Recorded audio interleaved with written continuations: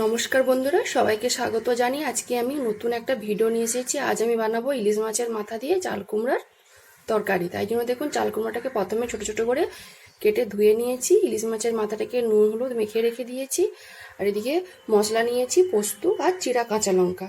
প্রথমে আমি ইলিশ মাছের মাথাটাকে ভেজে নেব।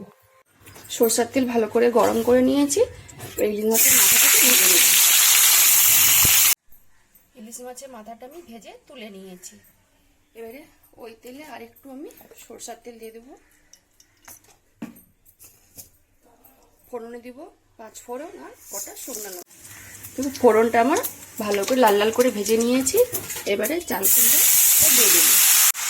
চাল কুমড়ার উপরে এবারে পরিমাণ মতো আমি একটু নুন দিয়ে দেবো আর দেবো হলুদ গুঁড়ো। ভালো করে মিশিয়ে আমি সিদ্ধ করে নেব। তো সুন্দর চাল কুমড়া সব সিদ্ধ হয়ে গেছে দেখুন। এবারে ভেজে রাখা ইলিশ মাছের মাথা দিয়ে দেবো আর দেবো কাঁচা লঙ্কা পোস্ত বাটা। ভালো করে আমি মিশিয়ে নিয়েছি। এবারে উপর থেকে দিয়ে দেবো আমি 1 চামচ মতো চিনি। দেখুন, মাথাটা আমি একটু ভেঙে দিয়েছি। 2-4 মিনিট ভালো করে আমি কষিয়ে নিয়েছি। এবারে আমি গ্যাসটা অফ করে নামিয়ে নেব। ইলিশ মাছের মাথা দিয়ে চাল কুমড়া তরকারিটা আমি জায়গাতে ঢেলে নিয়েছি। আর আজকের রেসিপিটা যদি বন্ধুরা ভালো লেগে থাকে তাহলে অবশ্যই একবার বাড়িতে বানিয়ে খাবেন আর আমাকে কমেন্টে জানাবে।